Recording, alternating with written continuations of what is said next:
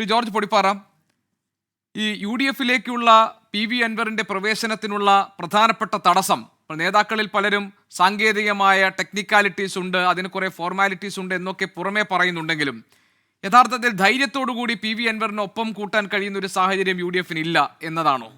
അതായത് ഇപ്പോഴും അവർ പറയുന്നത് യു ഡി എഫ് ഒരു സ്ഥാനാർത്ഥിയെ പ്രഖ്യാപിക്കുന്നു, ആ സ്ഥാനാർത്ഥിയെ കണക്കറ്റ് വിമർശിക്കുന്ന ഒരു സമീപനം പി വി അൻവർ സ്വീകരിക്കുന്നു. അങ്ങനെ ഒരാളെ ഏത് തത്വത്തിന്റെ അടിസ്ഥാനത്തിലാണ് യു ഡി എഫുമായി സഹകരിപ്പിക്കുക എന്നാണ് ചോദിക്കുന്നത്. യഥാർത്ഥത്തിൽ പി വി അൻവറിന്റെ കയ്യിലിരിപ്പാണോ യു ഡി എഫിലേക്കുള്ള അൻവറിന്റെ പ്രവേശനത്തിനുള്ള തടസ്സം? ഇനി അതാണ് കാര്യമെങ്കിൽ ഇന്ന് അൻവർ നടത്തിയ പ്രതികരണത്തിന്റെ സൂചന എന്താണ്?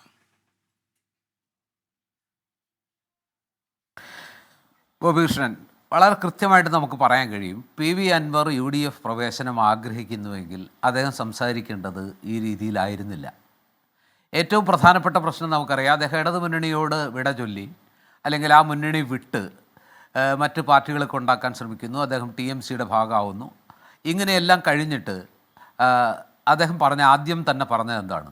അദ്ദേഹം പറഞ്ഞത് ആര്യാടൻ ഷൗക്കത്ത് എന്ന് പറയുന്ന, അതായത് നമുക്കറിയാം നിലമ്പൂരിൽ കോൺഗ്രസിൻ്റെ പരിഗണനയിൽ 2 സ്ഥാനാർത്ഥികളാണ് ഉണ്ടായിരുന്നത് തുടക്കം മുതൽ തന്നെ. അത് വളരെ വ്യക്തമാണ്. ഒന്ന് ആര്യാടൻ മുഹമ്മദിൻ്റെ മകനായ ശ്രീ ആര്യാടൻ ഷൗക്കത്ത്, മറ്റൊന്ന് മലപ്പുറം DCC പ്രസിഡൻ്റായ V S Joy, Malappuram DCC president V S Joy. ഈ 2 പേരുകളാണ് തുടക്കം മുതലേ പരിഗണിച്ചിരുന്നത്. വി എസ് ജോയ്, ഈ 2 പേരുകളാണ് തുടക്കം മുതൽ കോൺഗ്രസ് പരിഗണിച്ചിരുന്നത്. അപ്പോൾ അതിൽ 2 പേരുകളിൽ ആരായാലും കോൺഗ്രസിനെ സംബന്ധിച്ചിടത്തോളം ഒരുപോലെ പ്രിയപ്പെട്ടവരാണ്, ഒരുപോലെ പ്രധാനപ്പെട്ടവരാണ്, വിജയസാധ്യതയുള്ളവരാണ്. ഈ ഘട്ടത്തിലാണ് പി വി അൻവർ പറയുന്നു, ആര്യാടൻ ഷൗക്കത്ത് വേണമെങ്കിൽ തിരക്കഥ എഴുതാൻ പോകട്ടെ, അല്ലെങ്കിൽ അദ്ദേഹം സിനിമ സംവിധാനം ചെയ്യാൻ പോകട്ടെ, അദ്ദേഹം മത്സരിച്ചാൽ ജയിക്കില്ല, അദ്ദേഹത്തിന് യാതൊരു സാധ്യതയില്ല, അദ്ദേഹത്തിന് ജനപിന്തുണയില്ല എന്ന രീതിയിൽ ഈ ആര്യാടൻ ഷൗക്കത്തിനെ വല്ലാതെ അങ്ങ് കൊച്ചാക്കുന്ന രീതിയിൽ, അദ്ദേഹത്തെ എഴുതി തള്ളുന്ന രീതിയിലാണ് ഈ പി വി അൻവർ സംസാരം തുടങ്ങുന്നത് തന്നെ. ഏതെങ്കിലും ആത്മാഭിമാനമുള്ള പാർട്ടിക്ക് അല്ലെങ്കിൽ ഏതെങ്കിലും അന്തസ്സുള്ള ഒരു മുന്നണിക്ക് ഇങ്ങനെ യു ഡി എഫിൽ പ്രവേശിക്കാൻ അനുവാദം കത്ത് കഴിയുന്ന അല്ല അവസരം കത്ത് കഴിയുന്ന അപേക്ഷ കൊടുത്തിരിക്കുന്ന ഒരാൾ ആ മുന്നണിയും ആ പാർട്ടിയും നിശ്ചയിക്കാനിരിക്കുന്ന ഒരു സ്ഥാനാർത്ഥിയെക്കുറിച്ച്, അതിൽ ഒരാളെക്കുറിച്ച് ഇത്രയും മോശമായ തരം താഴ്ന്ന രീതിയിൽ അപഹസിക്കുന്ന അല്ലെങ്കിൽ പരിഹസിക്കുന്ന രീതിയിലുള്ള വർത്തമാനം നടത്തുക എന്ന് പറഞ്ഞാൽ ആർക്കാണ് അത് ഉൾക്കൊള്ളാൻ പറ്റുക? ഇനി അത് അവിടെ വെച്ച് അവസാനിച്ച് പിന്നീട് അദ്ദേഹം അങ്ങനെ കുറച്ച് ദിവസം നിശബ്ദത പാലിച്ചു. പിന്നീട് അദ്ദേഹം ഈ പറഞ്ഞ തെരഞ്ഞെടുപ്പ് വിജ്ഞാപനം വന്നതിൻ്റെ തലേന്ന് പറഞ്ഞു, ഏത് ചെകുത്താനായാലും കുഴപ്പമില്ല, യു ഡി എഫ് നിശ്ചയിക്കുന്ന സ്ഥാനാർത്ഥിയെ ഞാൻ പിന്തുണയ്ക്കാം. ആ ചെകുത്താൻ പ്രയോഗം പോലും നല്ല അർത്ഥത്തിലായിരുന്നില്ല എന്ന് നമുക്കറിയാം. പക്ഷേ അതിൽ ആരും ഏറ്റുപിടിച്ചില്ല, ആരും അതിനെ ചൊല്ലൊരു വിവാദത്തിന് നിന്നില്ല. അദ്ദേഹം അതൊരു എന്താ പറയുക ആനുഷംഗികമായിട്ട് പറഞ്ഞെന്നേ ഉള്ളൂ, ഒരു പ്രാസത്തിൽ ഒപ്പിച്ച് പറഞ്ഞു എന്ന നിലയ്ക്ക് വിട്ടു. പക്ഷേ പിറ്റേ ദിവസം നേരം പുലർന്ന ശേഷം അദ്ദേഹം വീണ്ടും പറയുന്നത് എന്താ? ആര്യാടൻ ഷൗക്കത്ത് എന്ന് പറയുന്ന സ്ഥാനാർത്ഥിയെ അംഗീകരിക്കില്ല, ഷൗക്കത്ത് വിജയിക്കില്ല, ഷൗക്കത്തിന് മണ്ഡലത്തിൽ പിന്തുണയില്ല, അത് ജോയ് മാത്രമാണെങ്കിലേ ജയിക്കുകയുള്ളൂ. അങ്ങനെയുള്ള രീതിയിലേക്ക് പറയുക എന്ന് പറഞ്ഞാൽ അത് ആരാണ് ഈ കുഴപ്പമുണ്ടാക്കുന്നത്? സത്യത്തിൽ തലേ ദിവസം ഏത് ചെകുത്താനായാലും ഞാൻ പിന്തുണയ്ക്കും എന്ന് പറയുന്ന അൻവർ പിറ്റേന്നായപ്പോഴേക്കും സ്വരം മാറ്റിയിട്ട് വീണ്ടും ഒരിക്കൽ കൂടി ആദ്യഘട്ടത്തിൽ പറഞ്ഞ അതേ പരിഹാസവും അതേ ആക്ഷേപവും പറയുന്നതിനപ്പുറത്തേക്ക് ഇദ്ദേഹം സ്ഥാനാർത്ഥിയാകാൻ അവസരമില്ല, അല്ലെങ്കിൽ തൻ്റെ സ്ഥാനാർത്ഥിത്വം നിഷേധിക്കപ്പെടും, അല്ലെങ്കിൽ തനിക്ക് സ്ഥാനാർത്ഥിത്വം കിട്ടില്ല എന്നൊരു ഘട്ടം വന്നപ്പോൾ ഇടതുമുന്നണി നേതാക്കളുമായിട്ട് അദ്ദേഹം എന്താ പറയുക ബന്ധം പുലർത്തി അവരെ പോയി കണ്ടു, വയനാട്ടിൽ വെച്ച് അവരെ കണ്ടു, എന്നിട്ടൊരു ഡീലുണ്ടാക്കാൻ ശ്രമിച്ചു തുടങ്ങിയ കാര്യങ്ങൾ കൂടി പറയാണ്. ഒരു കാര്യം ചോദിച്ചോട്ടെ, അതായത് ഇപ്പോൾ ഈ പ്രതികരണങ്ങളൊക്കെ വരുമ്പോൾ നോക്കുമ്പോൾ അതിനകത്തുള്ള പ്രശ്നം, രമേശ് ചെന്നിത്തല പറയുന്നു യു ഡി എഫിന്റെ ഭാഗമാകും, കെ സുധാകരൻ പറയുന്നു യു ഡി എഫിന്റെ ഭാഗമാകും, യു ഡി എഫ് കൺവീനർ പറയുന്നു യു ഡി എഫിന്റെ ഭാഗമാകും, പി വി അൻവറിനെ കുറിച്ചാണ്. പക്ഷേ വി ഡി സതീശൻ പറയുന്നു അൻവർ തീരുമാനിക്കുന്നതനുസരിച്ചായിരിക്കും യു ഡി എഫിന്റെ ഭാഗമാവുക.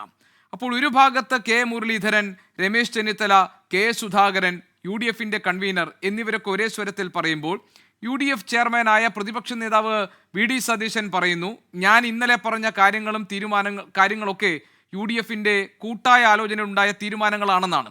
ഇപ്പോൾ അൻവറിന് താങ്കൾ ഈ പറഞ്ഞ പ്രശ്നങ്ങളൊക്കെ നിൽക്കുമ്പോൾ അൻവർ പറയുന്ന വേറെ ചില കാര്യങ്ങളുണ്ട്. ഇപ്പോൾ പാലക്കാട് ഉപതെരഞ്ഞെടുപ്പിൽ സ്ഥാനാർത്ഥിയെ പിൻവലിച്ചുകൊണ്ട് യു ഡി എഫിന് പിന്തുണ നൽകി. വയനാട് ലോക്സഭാ മണ്ഡലത്തിൽ ഉപതെരഞ്ഞെടുപ്പ് നടന്നപ്പോൾ അവിടെ ഏറ്റവും കൂടുതൽ പ്രിയങ്ക ഗാന്ധിക്ക് വോട്ട് വർദ്ധിച്ചത് നിലമ്പൂരാണ്. അവിടെയും തൻ്റെ പിന്തുണ യു ഡി എഫിനായിരുന്നു. ഈ മാസം 15-ാം തീയതി എറണാകുളത്ത് വെച്ച് ഒരു സുഹൃത്തിൻ വഴി VD സതീശനുമായി ബന്ധപ്പെടുകയും അദ്ദേഹത്തോടൊപ്പം ഭക്ഷണം കഴിച്ച് പിരിയുമ്പോൾ ഈ കാര്യങ്ങളൊക്കെ, അതായത് UDF പ്രവേശനം സംബന്ധിച്ച കാര്യങ്ങളൊക്കെ വാർത്താ സമ്മേളനത്തിൽ പറയുമെന്നും എന്നാൽ പിന്നീട് അത് വേണ്ട, വാർത്താക്കുറിപ്പ് ഇറക്കിയാൽ മതി എന്ന് പറഞ്ഞപ്പോൾ വേണ്ട, ഞാൻ തന്നെ കാര്യങ്ങൾ വിശദീകരിക്കുമെന്ന് ഉറപ്പ് നൽകിയതാണെന്നാണ്. അപ്പോൾ ഇതെല്ലാം കഴിഞ്ഞിട്ട് ഏറ്റവും ഒടുവിൽ വരുന്നത് പ്രതിപക്ഷ നേതാവ് അൻവർ തീരുമാനിച്ചാൽ വരാമെന്ന് പറയുന്നതാണ്. അതായത് കോൺഗ്രസിനകത്തെയും UDFിൻ്റെയും ഒക്കെ തീരുമാനങ്ങൾ ഒറ്റയ്ക്കെടുക്കുന്നു VD സതീശൻ. അതാണ് ഇപ്പോൾ അൻവറിന് തടസ്സമായി നിൽക്കുന്നത്. അതായത് അൻവറിന് UDFിലേക്കുള്ള വാതിൽ അടച്ചു വെച്ചിരിക്കുന്നത് VD സതീശനാണ് എന്നാണോ മനസ്സിലാക്കേണ്ടത്? ഗോപീഷ്, അവിടെ ഒരു പ്രശ്നമുള്ള എന്താണെന്ന് വെച്ചാൽ, ഈ PV അൻവറിൻ്റെ തുടക്കം മുതലുള്ള ആവശ്യം, അദ്ദേഹത്തിൻ്റെ മനസ്സിലിരിപ്പ് ആര്യടൻ ഷൗക്കത്ത് സ്ഥാനാർത്ഥിയാകരുത് എന്നതായിരുന്നു. ഷൗക്കത്തിനെ വെട്ടുക എന്നുള്ളതായിരുന്നു PV അൻവറിൻ്റെ ഫസ്റ്റ് ആൻഡ് ഫോർമോസ്റ്റ് ആയിട്ടുള്ള ലക്ഷ്യം. അവിടെയാണ് ഈ പ്രശ്നം മുഴുവൻ ഉണ്ടാക്കുന്നത്. ഇടക്കാലത്ത് വെച്ച് ഈ നിലമ്പൂരിൽ ഇപ്പോൾ യുദ്ധത്തിൻ്റെ ഒരു സമാനമായ സാഹചര്യമൊക്കെ ഉണ്ടായപ്പോൾ കാര്യങ്ങൾ ഒരു ഘട്ടത്തിൽ വളരെ മുന്നേറിയതാണ്. 2 ദിവസത്തിനുള്ളിൽ ഈ PV അൻവറിൻ്റെ കാര്യത്തിൽ ഒരു പ്രഖ്യാപനം താൻ നടത്തും എന്നൊക്കെ സതീശൻ പറയുകയും ചെയ്തതാണ്. പക്ഷേ ഇടയ്ക്ക് വെച്ച് ഈ തെരഞ്ഞെടുപ്പ് തന്നെ നടക്കുമോ എന്നൊരു സംശയം വന്നു. അവിടെ വെച്ച് കാര്യങ്ങളൊന്ന് തണുത്തുപോയി. മറ്റു പല വിഷയങ്ങളും മേൽത്തട്ടിലേക്ക് വന്നു. ഈ വിഷയം സൈഡ് ലൈൻ ചെയ്യപ്പെട്ടു പോയി. അതിനുശേഷം ഈ വിജ്ഞാപനം വന്നപ്പോഴാണ് തെരഞ്ഞെടുപ്പ് നടക്കുമെന്നുള്ള കാര്യം മനസ്സിലാക്കുക. വിജ്ഞാപനം വന്നതിന് പിന്നാലെ തന്നെ ഈ പറഞ്ഞ സ്ഥാനാർത്ഥി നിർണയം സംബന്ധിച്ച തർക്കം വരുന്നു. ഈ പറഞ്ഞ അൻവറിൻ്റെ കാര്യത്തിൽ തള്ളുകയോ കൊള്ളുകയോ അക്കാര്യത്തിൽ ഒന്നും പറയുന്നതിന് മുമ്പ് അൻവർ വീണ്ടും ആ ഒരു സാധ്യത അടച്ചു കളയുന്ന രീതിയിലുള്ള പരുഷമായ, വളരെ എന്താ പറയുക, UDFിനെയും KPCC ഒക്കെ അല്ലെങ്കിൽ പ്രതിപക്ഷ നേതാവിനെയൊക്കെ വല്ലാതെ സമ്മർദ്ദത്തിലാക്കുന്ന രീതിയിലുള്ള പ്രസ്താവനകളായിട്ട് വന്നു. അൻവറിൻ്റെ ഭാഗത്തുള്ളൊരു ന്യായം ഞാൻ പറയുന്നു, അൻവറിന് അവിടെ അത്യാവശ്യം സ്വാധീനം ഇല്ല എന്ന് ആര് പറഞ്ഞാലും ഞാനത് അംഗീകരിക്കാൻ തയ്യാറല്ല. നിലമ്പൂരിൽ അൻവറിന് സ്വാധീനമുണ്ട്. പക്ഷേ അൻവറിൻ്റെ ആ സ്വാധീനത്തിനപ്പുറത്ത് ഒരു മുന്നണിയുടെയും അതുപോലെ തന്നെ ഒരു രാഷ്ട്രീയ പാർട്ടിയുടെയും കോൺഗ്രസിൻ്റെയും സ്ഥാനാർത്ഥി ആരാകണമെന്ന് താൻ നിശ്ചയിക്കുന്ന ഒരു അവസ്ഥയിലേക്ക് അൻവർ ഡിക്റ്റേറ്റ് ചെയ്യാൻ ശ്രമിച്ചാൽ അത് ആത്മാഭിമാനമുള്ളൊരു പാർട്ടിക്ക് അംഗീകരിക്കാൻ പറ്റില്ല. മാത്രമല്ല, ഗോപീഷൻ പറഞ്ഞതിലെ ഒരു പ്രശ്നം എന്താണെന്ന് വെച്ചാൽ, ഇപ്പോൾ ഈ സ്ഥാനാർത്ഥി നിർണ്ണയം, ഇപ്പോൾ VS ജോയിയെ സ്ഥാനാർത്ഥിയാക്കിയാൽ അൻവർ ഒന്നും മിണ്ടില്ലായിരുന്നു. അൻവറിനെ എതിർക്കാൻ യാതൊരു പഴുതുമില്ല, ഒരു എന്താ പറയുക അവസരം ഉണ്ടാവില്ല, ഒരു എതിർപ്പും ഉണ്ടാവില്ലായിരുന്നു. പക്ഷേ ഈ പറഞ്ഞ ആര്യാടൻ ഷൗക്കത്തിനെ സ്ഥാനാർത്ഥിയാക്കാൻ VD സതീശൻ മാത്രം വിചാരിച്ചാൽ നടക്കൂ? അത് KPCCയുടെ തീരുമാനമാണ്, രാഷ്ട്രീയകാര്യ സമിതിയുടെ തീരുമാനമാണ്, കോൺഗ്രസിൻ്റെ മൊത്തത്തിലുള്ള തീരുമാനമാണ്. ഒറ്റ പേര് മാത്രമാണ് എടുത്ത്.